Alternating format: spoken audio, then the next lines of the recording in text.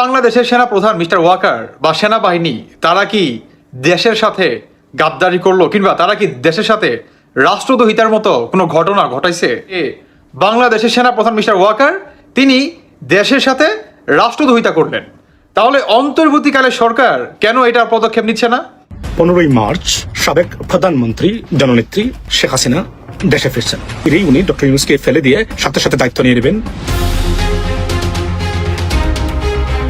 এদিকে আজ 15ই মার্চ শেখ হাসিনা দেশে এসে ভয়াবহ পদক্ষেপ নেন। ডোনাল্ড ট্রাম্প ও জাতিসংঘের সিদ্ধান্তে বাংলাদেশে ক্ষমতার পালাবদল হয়। বর্তমান সরকার ডক্টর ইউনূসের উপর প্রভাব পড়ে দেশে এই অবস্থা হওয়াতে কি হবে এখন বাংলাদেশে? তোমরা যেই পরিকল্পনা করো বাংলাকে ধ্বংস করতে পারবে না। আমরা সজাগ আছি, বাংলার জনগণ সজাগ আছে। তার পাইতেরা মানে হাবুডুবু খাওয়াইতাছে। আরে হাবুডুবু খাওয়াইলে কি চলবে নাকি? ডোনাল্ড ট্রাম্প এবার সরাসরি জানিয়ে দিলেন তিনি প্রধানমন্ত্রী হিসেবে দেশে ফিরছেন। এবার কার বাপের ক্ষমতা আছে বলবি বল? ইউনূস চান তার 14 পুরুষের ক্ষমতা আছে ডোনাল্ড ট্রাম্পের মুখের উপরে বলবে যে না আমি অনেক আসতে দেবো না দেশে। তারা প্রপার ভাবে মানে চারো দিক দিয়ে ইন্ডিয়া রেডি শেখ হাসিনাকে 15ই মার্চে বাংলাদেশে ফেরানোর জন্য। এখন ডোনাল্ড ট্রাম্প যে বললো যে Sheikh Hasina is come back coming soon, বাংলাদেশের যে প্রাইম মিনিস্টার শেখ হাসিনা তিনি যে আপনার এখানে বা আপনি যে আশ্রয় দিয়েছেন পুনরায় কিভাবে সেখানে আপনার কি বলে প্রধানমন্ত্রী করে বসানো যায়, এই ধরনের একটা বিশ্ব মঞ্চে মোটামুটি ভালোই সাপোর্ট দেখাচ্ছেন ডক্টর ইউনূস। আপনারা জানেন যে জাতিসংঘের মহাসচিব আন্তোনিও গুতেরেস তিনি বাংলাদেশ সফরে এসেছেন, তবে সকল কিছুর ফাঁকে ডক্টর মোহাম্মদ ইউনূসকে একটা বড় ধরনের সাপোর্ট দিয়ে গেছেন। তবে আন্তর্জাতিক মহল কি বলছেন? যেহেতু জাতিসংঘের মহাসচিব একজন বড় একটা ব্যক্তিত্ব, সারা পৃথিবী জুড়ে পরিচিত ফেস, তো তার পক্ষ থেকে কোনো সাপোর্ট আসা এটা সরকারের জন্য যেমন পজিটিভ, যদি উল্টা সাপোর্ট আসতো সেটা আবার নেগেটিভ হইতো। আওয়ামী লীগ মিছিল নিয়ে বাইর হইবে, আর আওয়ামী লীগ কতটা ভয়ঙ্কর কতটা নৃশংস এটা আমরা জানি। তাহলে তো আমরা আবার আসার সুযোগ পাচ্ছি। এই সরকারকে আমরা ছুড়ে ফেলে দিই, আমরা বিপ্লবী সরকার। দেশের সাথে রাষ্ট্রদ্রোহিতা করায় সেনাপ্রধান ওয়াকারুজ্জামানকে 12 ঘন্টার আলটিমেটাম দিলেন সমন্বয়করা পদত্যাগ করার জন্য। এমন একটি নিউজ বর্তমান বাংলাদেশের সোশ্যাল মিডিয়াতে ভাইরাল হয়ে ছড়িয়ে পড়ছে। তো বন্ধুরা, আদৌ কি সেনাপ্রধান ওয়াকারুজ্জামান দেশের সাথে রাষ্ট্রদ্রোহিতা করতেছে নাকি এগুলা গুজব? বন্ধুরা, এইবার এই বিষয় নিয়ে আমরা পর্যালোচনা এবং তদন্ত করে বেশ কয়েকটি খুবই গুরুত্বপূর্ণ তথ্য এবং ভিডিও ফুটেজ পাই, যা আজকের ভিডিওতে সেগুলো এক এক করে ধারাবাহিক তুলে ধরবো। যদিও আজকের ভিডিওটা কিছুটা লং হতে পারে, তবে আজকের ভিডিওতে জানতে পারবেন সেনাপ্রধান ওয়াকারুজ্জামান দেশের সাথে রাষ্ট্রদ্রোহিতা করা নিয়ে এমন কিছু অজানা গোপন তথ্য যা জানলে আপনিও ইতিমধ্যে অবাক হতে বাধ্য। সেই সাথে আরো জানতে পারবেন বর্তমান বাংলাদেশের রাজনীতির প্রেক্ষাপট আসলে কোন দিকে যাচ্ছে। বন্ধুরা চলুন, ভিডিওতে আজকে আর বেশি কথা বাড়াবো না, সরাসরি আজকে আমরা চলে যাব মূল ভিডিওতে। আর সেখানে আজকে আমরা দেখবো সেনাপ্রধান ওয়াকারুজ্জামান সত্যি সত্যি কি বাংলাদেশের সাথে রাষ্ট্রদ্রোহিতা করতেছে নাকি এগুলা গুজব। আমাদের বাংলাদেশের সেনা প্রধান মিস্টার ওয়াকার বা সেনাবাহিনী তারা কি দেশের সাথে গাদ্দারি করলো কিংবা তারা কি দেশের সাথে রাষ্ট্রদ্রোহিতার মতো কোনো ঘটনা ঘটাইছে? আচ্ছা, যদি তারা দেশের সাথে রাষ্ট্রদ্রোহিতা করে থাকে তাহলে সেটা হচ্ছে ভিন্ন কথা। আর যদি সেনাবাহিনী যদি এই ঘটনা না ঘটাই থাকে তাহলে আসলে কি করবেন? আমি অ্যাকচুয়ালি কথা বলতেছি আমাদের বাংলাদেশের অন্তর্বর্তীকালে সরকারের ভিতরে আপনার সমন্বয়কদের কথা। যদিও এখন সমন্বয়ক নামে কোনো উচ্চারণ নাই, তাহলে তাদেরকে কি নামে ডাকবো? টুকাই কি টুকাই ডাকবো? আচ্ছা, ধরে নিলাম তাদেরকে টুকাই ডাকলাম। এখন এই টুকাইরা বলতেছে যে বাংলাদেশের সেনাপ্রধান মিস্টার ওয়াকার তিনি দেশের সাথে রাষ্ট্রদ্রোহিতা করলেন। আচ্ছা, তাহলে তিনি কোন অ্যাঙ্গেলে দেশের সাথে রাষ্ট্রদ্রোহিতা করলেন? আচ্ছা, ধরে নিলাম তিনি দেশের সাথে রাষ্ট্রদ্রোহিতা করছেন, তাহলে অন্তর্বর্তীকালে সরকার কেন এটার পদক্ষেপ নিচ্ছে না? এটার জবাবদিহিতা কিন্তু করতে হবে। আর তিনি দেশের সাথে কি এমন রাষ্ট্রদ্রোহিতা করলেন সেটার এভিডেন্স আমরা দেখতে চাই। আর যদি সেনাবাহিনীর প্রধান মিস্টার ওয়াকার তিনি যদি দেশের সাথে কোনো রাষ্ট্রদ্রোহিতা করে নাই কিংবা কোনো ওই ধরনের ছিটাফোটা তার কেরিয়ার ভিতরে নাই, তাহলে যে নাকি বলল তার বিচার কি হবে না? কিংবা তার বিচার কি ডক্টর মোহাম্মদ ইউনূস তিনি করবে? আমি বলতেছি আমাদের বাংলাদেশের অন্যতম একজন সমন্বয়ক আপনার মাহিন, আমি মাহিনের কথা বলতেছি। তিনি আপনার আমাদের বাংলাদেশের সেনাবাহিনীকে ডিরেক্ট বলে দিলেন, যখন নাকি আপনার 26শে ফেব্রুয়ারি আপনার আমাদের বাংলাদেশ সেনা প্রধান মিস্টার ওয়াকার তিনি সেনাবাহিনীর উদ্দেশ্যে একটা ভাষণ রাখেন যে বাংলাদেশের সার্বভৌমত্বকে আমাদের রক্ষা করতে হবে, বাংলাদেশের আমাদের স্বাধীনতাকে রক্ষা করতে হবে, দেশের স্বার্থে আমাদেরকে সব সময় এগিয়ে আসতে হবে এবং নিজেদের ভূমিকা যাতে দেশের জন্য হয়, রাষ্ট্রের জন্য হয়, কোনো নির্ধারিত সরকারে যাতে গোলাম না হয়ে যায়, আমাদের এভাবে থাকতে হবে। আচ্ছা, সেনা প্রধান মিস্টার ওয়াকার তিনি এই কথাগুলো বললেন। আচ্ছা, এই কথার ভিতরে আপনার কাছে আমি অ্যাজ আপনি অডিয়েন্স আমি আপনাকে জিজ্ঞাসা করতেছি, কোন অ্যাঙ্গেলে তিনি রাষ্ট্রদ্রোহিতা করলেন? এই সমন্বয়ক মাহিন তিনি ডিরেক্ট বললেন যখন নাকি আপনার 26শে ফেব্রুয়ারি সেনা প্রধান মিস্টার ওয়াকার তিনি সেনাবাহিনীর উদ্দেশ্যে এই ভাষণটি রাখেন, ঠিক তখন এই মাহিন এসা এই ধরনের বক্তব্য দেয় যে আপনি দেশের সাথে রাষ্ট্রদ্রোহিতা করতেছেন বা আপনি দেশের সাথে রাষ্ট্রদ্রোহিতা করছেন। তাহলে তিনি যে বক্তব্যগুলো রাখলো যে স্বাধীনতা সার্বভৌমত্বকে রক্ষা করতে হবে, বাংলাদেশের সার্বভৌমত্বকে রক্ষা করতে হবে, দ্যাট মিনস কি তিনি তো কোনো খারাপ কথা বলে নাই। তাহলে আপনারা আসলে কি মিন করতে যাচ্ছেন যে ৭১-এর এই সার্বভৌমত্বকে রক্ষা করতে চায় এই বাংলাদেশের সেনাপ্রধান মিস্টার ওয়াকার, এতে কি তিনি রাষ্ট্রদ্রোহিতা করে ফেললেন? বলেন, তাহলে আপনারা ডিরেক্ট বলে দেন, মানে আপনাদের জায়গাটা আমি বলতেছি সমন্বয়কদের, তাহলে আপনাদের জায়গাটা আপনারা স্পষ্ট ক্লিয়ার করেন যে আপনারা ৭১-এর কে আপনারা মুছে ফেলতে চান, আপনারা বাঙালিত্বকে মুছে ফেলতে চান, আপনারা পাকিস্তানি হতে চান, কিংবা বাংলাদেশটাকে পুনরায় পাকিস্তানে আপনারা বানাতে চান, এইভাবে বলে দেন। যদি আপনারা এভাবে বলেন তাহলে মেনে নিব যে বাংলাদেশের সেনা প্রধান মিস্টার ওয়াকার তিনি দেশের সাথে রাষ্ট্রদ্রোহিতা করতেছে, কারণ এটা তো পাকিস্তান আর তিনি বাংলাদেশ বানাতে যাচ্ছে, তাহলে তিনি পাকিস্তানে বসবাস করে বাংলাদেশ বানাতে চায়, অবশ্যই তিনি দেশের সাথে সেই অ্যাঙ্গেলে রাষ্ট্রদ্রোহিতা করতেছে। আপনারা কি বলেন? আমি ডক্টর ইউনূসের কথা বলতেছি যে তিনি একজন সমন্বয়ক, আমাদের বাংলাদেশের মানে প্রতিটি সাধারণ মানুষের কিংবা আপনার হাই ক্লাস মানুষের আস্থার জায়গা হচ্ছে বাংলাদেশের সেনাবাহিনী। তো এই সেনাবাহিনীকে নিয়ে আপনি রাষ্ট্রদ্রোহিতা বলে বেড়াবেন বা রাষ্ট্রদ্রোহিতার আপনি ট্যাগ দিয়ে দিবেন কিংবা আপনি তাকে হুমকি দিবেন, ধমকি দিবেন, পদত্যাগ করাই ফেলবেন, এটা করবেন সেটা করবেন, তাহলে ডক্টর ইউনূসের এখানে এটা কি দায়িত্বটা কি? সরকার হিসাবে আপনার দায়িত্বটা কি? আজকে আমরা বাঙালি জাতি আসলে কতটা নিচে নেমে গেলে একজন সমন্বয়ক তিনি ডিরেক্ট বলে দেন যে আপনি দেশের সাথে রাষ্ট্রদ্রোহিতা করতেছেন। আচ্ছা, আমি বলতে চাই এই সমন্বয়ককে যে এই যে আপনারা যে কুঠানা মেধা নিয়ে যে আন্দোলনটি করলেন, আরে 5ই আগস্ট যদি সেনা প্রধান কিংবা সেনাবাহিনী যদি আপনাদের পক্ষ নিয়ে কথা না বলতো কিংবা আপনাদের হয়ে শক্ত অবস্থান শেখ হাসিনার এগেনস্টে যদি না নিত, তাহলে আপনারা কি শেখ হাসিনাকে পতন ঘটাতে পারতেন? কিছু করতে পারতেন? একটা চুলো বাঁকা করতে পারতেন না। যদি সেনাবাহিনী আওয়ামী লীগেরই হয়ে কাজ করত, একান্ত যদি আওয়ামী লীগের প্রপার্টি হয়ে যেত, কিন্তু সেনাবাহিনী তো করে নাই। সেনাবাহিনী কি কোনো সরকারের নয়, সেনাবাহিনী হচ্ছে রাষ্ট্রের। সেনাবাহিনী কিন্তু এই পরিচয়টা কিন্তু দেন। তারপরেও কেন এই সেনাবাহিনীকে রাষ্ট্রদ্রোহিতা কিংবা দেশের সাথে গাদ্দারি, এত বড় মিথ্যা অপবাদ কিংবা এত বড় একটা ট্যাগ রাষ্ট্রদ্রোহিতা কারা করে? যারা নাকি টেরোরিস্ট, যারা নাকি জঙ্গিবাদী, তারা করে দেশের সাথে গাদ্দারি, তারা করে রাষ্ট্রদ্রোহিতা, তাই না? তো আমাদের এই বাংলাদেশের সেনাবাহিনী তারা কি টেরোরিস্ট? তারা কি জঙ্গিবাদী? তারা কি সন্ত্রাসী? আমার প্রশ্ন আপনাদের কাছে। তাহলে এই অন্তর্বর্তীকালের সরকার ডক্টর ইউনূস তিনি কেন এখন পর্যন্ত এই যে সমন্বয়ক তিনি যে কথাটা বললো মাহিন, আপনারা তার ভিডিওটা দেখছেন, তার বক্তব্য শুনছেন, ভাইরাল হয়েছে, কিন্তু অনেক প্রচুর পরিমাণ ভাইরাল হয়েছে। তারপরও কেন এই প্রধান ডক্টর ইউনূস তিনি কোনো পদক্ষেপ নিচ্ছে না? কেন নিচ্ছে না? আজ পুরা জাতি জানতে চায়। তার মানে কি এই বাংলাদেশি সেনাবাহিনীকে নিয়ে যার যা মন চাবে কিংবা যার যেভাবে মন চাবে, কেউ জুতা মারবে, কেউ ফুলের মালা দিবে, না? এটা করতে পারবে? এই আমাদের বাংলাদেশ সংবিধানে কি আছে যে বাংলাদেশ সেনাবাহিনীর উপরে আপনি এই ধরনের মিথ্যাচার, এই ধরনের রাষ্ট্রদ্রোহিতার ট্যাগ আপনি লাগিয়ে দিতে পারবেন? কোন সংবিধানে আছে বলেন?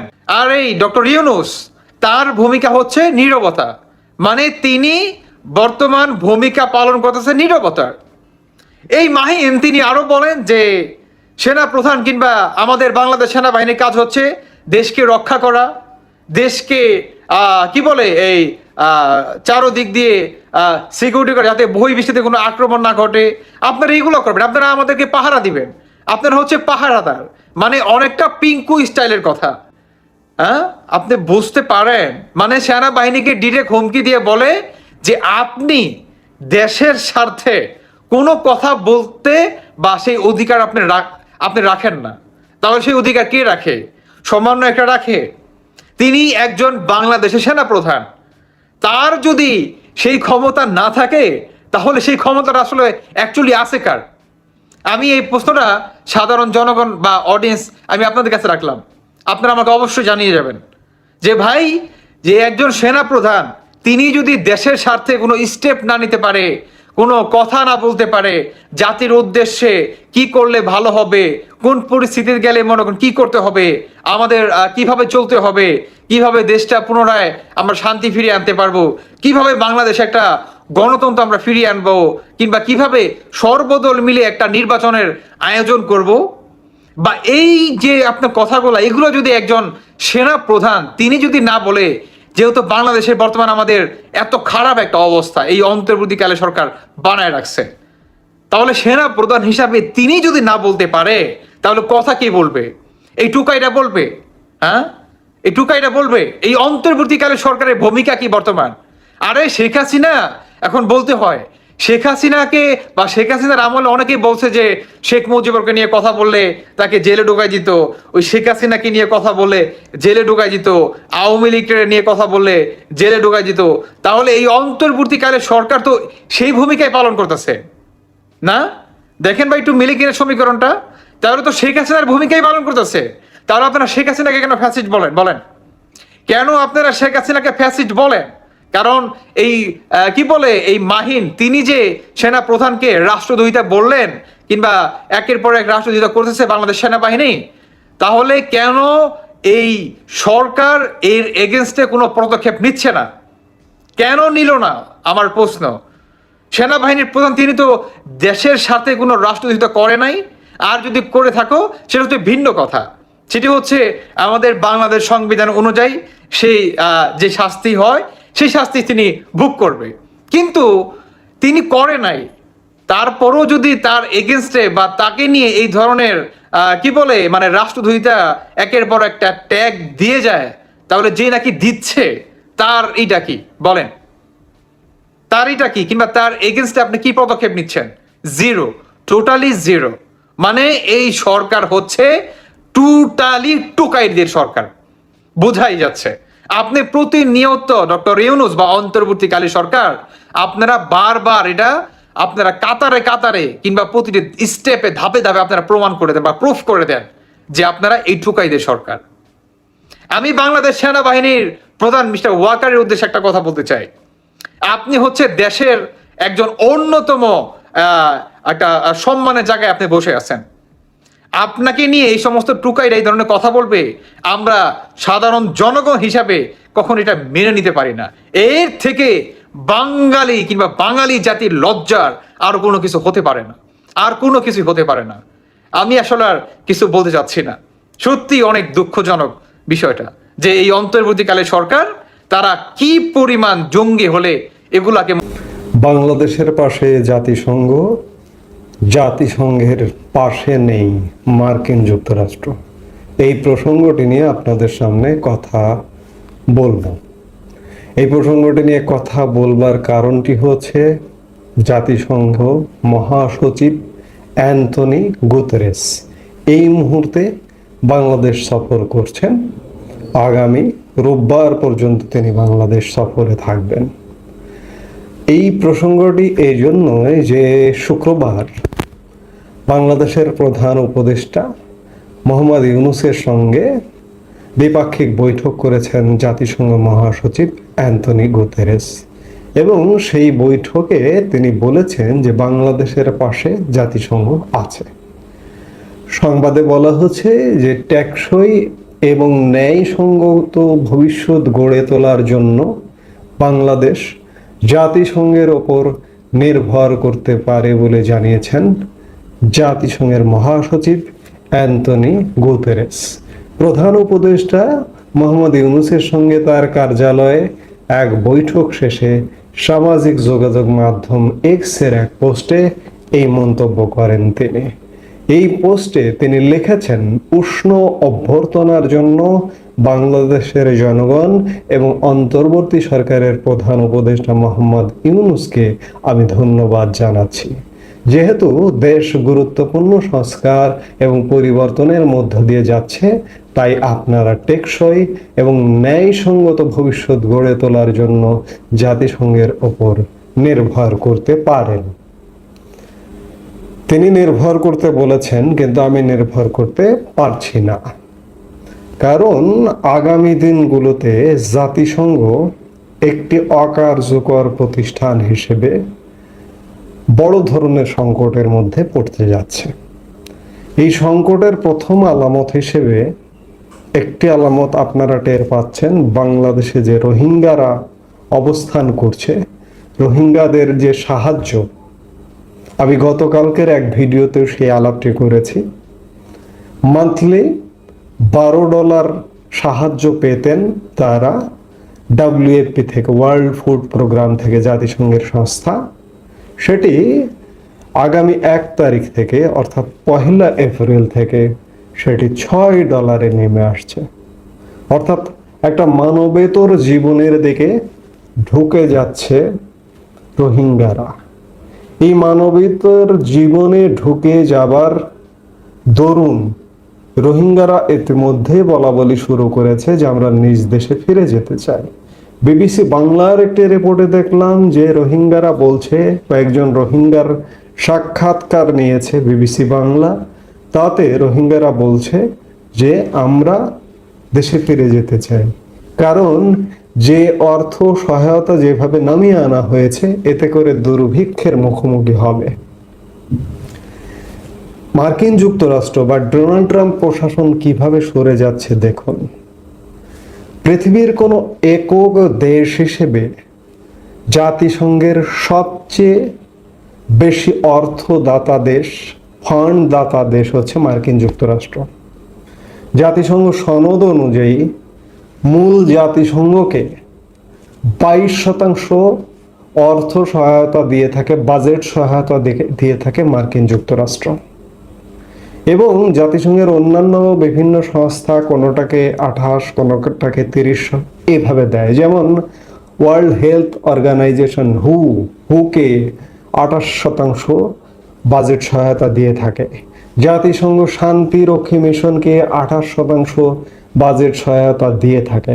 এভাবে বিভিন্ন সংস্থাকে, আমি সবকিছু সামারি যদি বলি, যে মার্কিন যুক্তরাষ্ট্র হচ্ছে সর্বোচ্চ দাতা দেশ। সেই মার্কিন যুক্তরাষ্ট্র যদি জাতিসংঘ থেকে সরে যায়, তাহলে জাতিসংঘ বিশেষ করে তাদের পরিচালন ব্যয় নির্বাহ এবং তাদের যে বিভিন্ন এইড কার্যক্রম আছে সেগুলো বাধাগ্রস্ত হবে, সেগুলো সীমিত হয়ে আসবে। মার্কিন যুক্তরাষ্ট্র যে জাতিসংঘ থেকে সরে যাচ্ছে সেটি ইতোমধ্যে উদাহরণ সৃষ্টি করে ফেলেছে। জাতিসংঘের সংস্থা ওয়ার্ল্ড হেলথ অর্গানাইজেশন থেকে সরে যাবার নির্বাহী আদেশে স্বাক্ষর করেছে। 2026-এর 1 জানুয়ারি থেকে মার্কিন যুক্তরাষ্ট্র ওয়ার্ল্ড হেলথ অর্গানাইজেশন থেকে সরে যাবে। বিগত কিছু করোনার সময় কিছু বিতর্কিত ভূমিকা এবং আরো নানা রকম বিতর্কিত ভূমিকার কারণে থেকে সরে যাচ্ছে। এই যে জাতিসংঘ মানবাধিকার পরিষদ থেকেও মার্কিন যুক্তরাষ্ট্র সরে যাবার নির্বাহী আদেশে ডোনাল্ড ট্রাম্প স্বাক্ষর করেছে। এই জাতিসংঘ মানবাধিকার পরিষদ কোনটি? সেইটি ভলকার তুর্ক যে কমিশনের হাই কমিশনার, বিগত 5 আগস্ট সরকার পরিবর্তনের 1 মাসের মধ্যে যিনি বাংলাদেশ সফরে এসেছিলেন, যিনি বাংলাদেশের বিগত সরকার পরিবর্তনে একটা ভূমিকায় ছিলেন, সেই সংস্থা থেকেও ডোনাল্ড ট্রাম্প নিজেকে প্রত্যাহার করে নেবার জন্য নির্বাহী আদেশে স্বাক্ষর করেছেন। এভাবে বিভিন্ন সংস্থা থেকে মার্কিন যুক্তরাষ্ট্র সরে যাচ্ছে। এমনকি জাতিসংঘের ঠুটো জগন্নাথ ভূমিকার কারণে মূল জাতিসংঘ, পুরো জাতিসংঘ থেকেই যদি মার্কিন যুক্তরাষ্ট্র সরে যাবার উদ্যোগ নেয়, তাহলে অবাক হবার কিছু থাকবে না। এই যে ডোনাল্ড ট্রাম্প প্রশাসন যে ভূমিকাগুলো পালন করছে, অনেকে বলে থাকেন যে পাগলামি। আমি দেখি যে না, ঠিক আছে। কারণ এই যে ফান্ডগুলো দেওয়া হয়, এই ফান্ডগুলো যথাযথভাবে ব্যবহার হয় না। সেটা যে কোনো ক্ষেত্রে। এই যে এই ফান্ডগুলো সাধারণত এনজিওর ক্ষেত্রে ব্যবহার হয়। মার্কিন যুক্তরাষ্ট্রের নিজস্ব যে এইড কার্যক্রম ইউএসএআইডি, এই ইউএসএআইডির যে কার্যক্রম, সেটি এক প্রকার বন্ধ করে দিয়েছে। কারণ মার্কিন যুক্তরাষ্ট্র বা ডোনাল্ড ট্রাম্প প্রশাসন দেখেছে যে এটির কোনো কাজে হয় না। এটি সীমিত কিছু মানুষ লাভবান হয়, ফুলে ফেঁপে ওঠে। এনজিওর নামে অনেক দেশে এমন দেখা গেছে, স্কুল করবার জন্য দেখা গেছে যে 50টি স্কুল প্রতিষ্ঠা করা হবে ফান্ড নিয়ে এসে। পরবর্তীতে তদন্ত করে দেখা গেছে সেখানে 5টি স্কুলও হয়নি। এই ফান্ডের টাকাগুলো কোথায় গেছে? যারা ব্যবস্থাপনার সাথে যুক্ত তারা এগুলো তসরুপ করেছে, আত্মসাৎ করেছে, বিভিন্নভাবে ব্যবহার করেছে। যার দরুন মার্কিন যুক্তরাষ্ট্র জাতিসংঘ থেকেও সরে যাবার আভাস দিচ্ছে। সেই জাতিসংঘ বাংলাদেশের পাশে থাকবে। জাতিসংঘ মহাসচিব বলছে যে জাতিসংঘের উপর নির্ভর করতে পারা যায়। আসলে আপনি দেখুন তো, আমি বারবার এই কথাগুলো অনেকটা চাঁচাছোলা হয়ে যায়।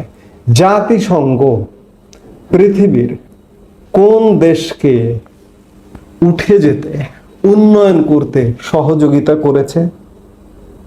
করেনি।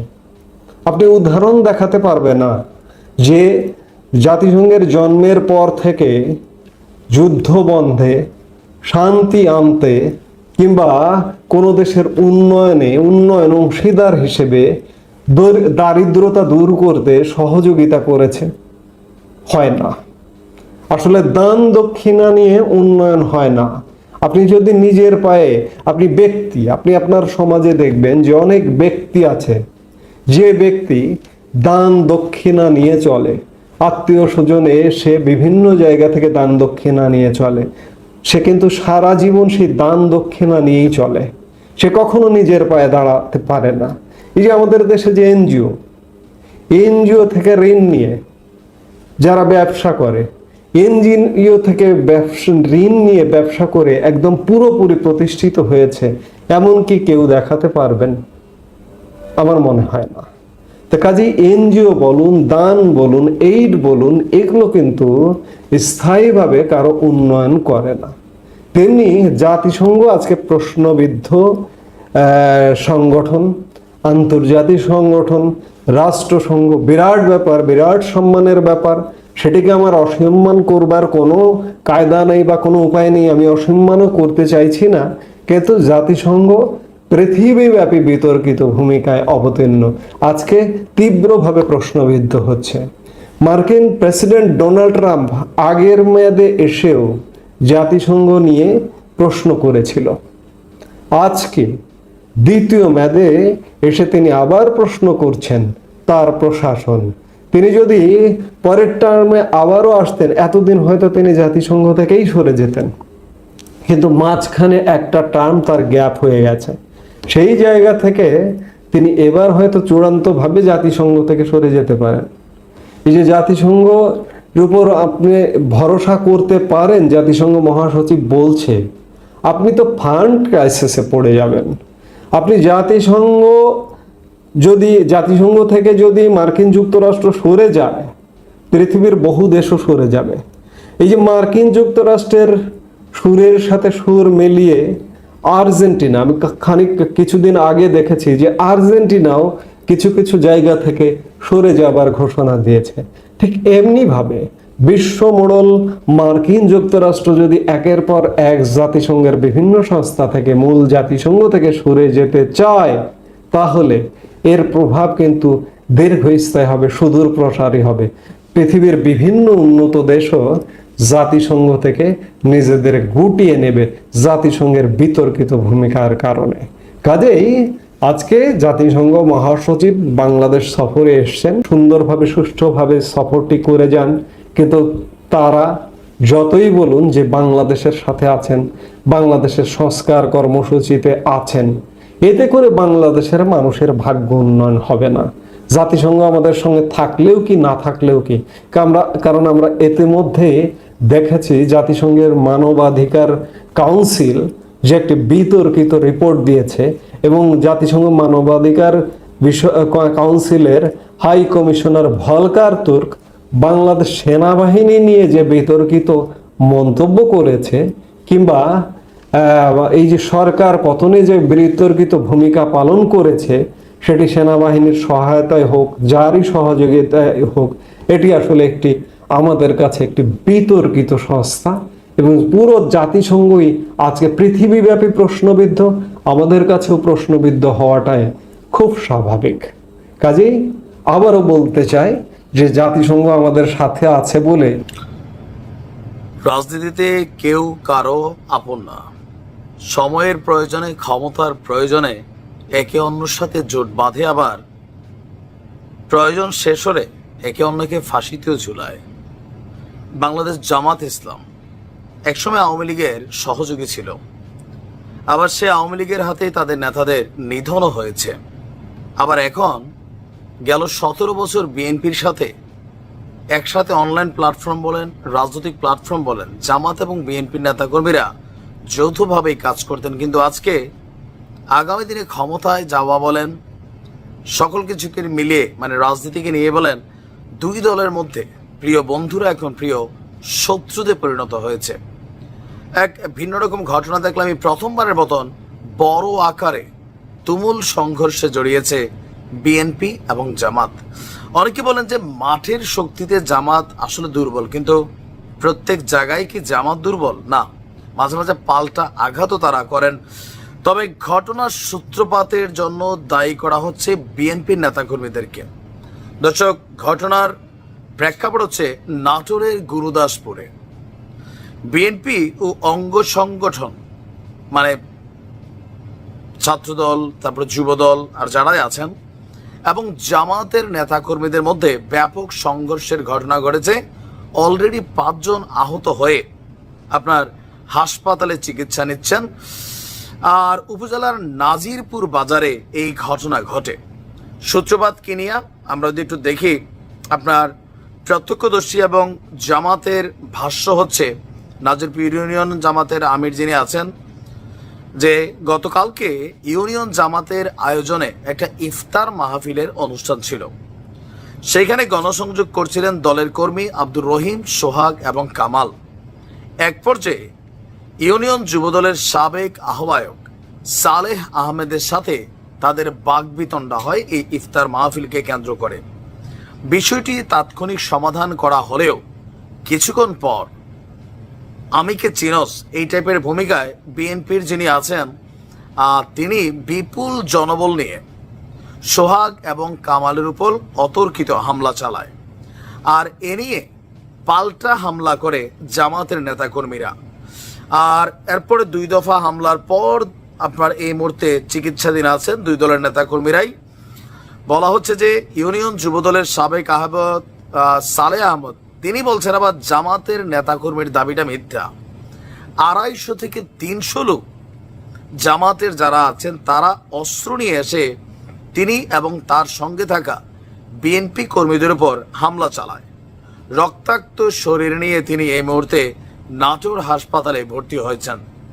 আগে বাড়ি থেকে বের হতে পারছিলেন না, কোনো স্বজন বাড়িঘর থেকে বের হতে না পারায় থানায় তিনি অভিযোগ দিতে পারেননি।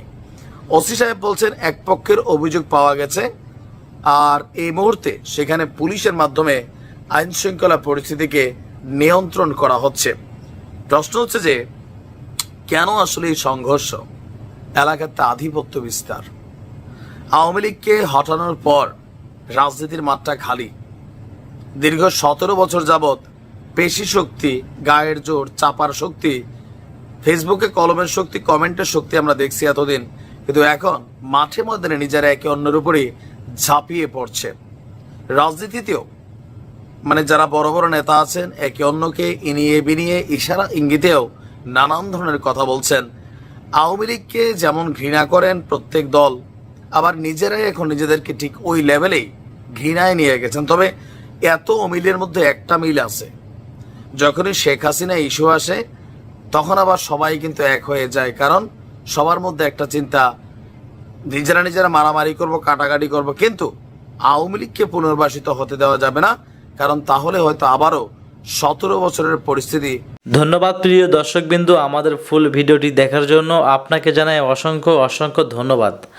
তো বন্ধুরা, ইতিমধ্যে যে ভিডিও ফুটেজ দেখলেন, সেনাবাহিনী এবং সেনাপ্রধানকে নাকি আলটিমেটাম দিয়েছেন 24 ঘন্টার সমন্বয়করা, এমন একটি নিউজ আপনারা সোশ্যাল মিডিয়াতে দেখতে পেয়েছেন। যদিও এই নিউজটি ভাইরাল করছে অনেকেই, বাট আমার যতটুকু মনে হয় এই নিউজটি একটা গুজব এবং ফেক।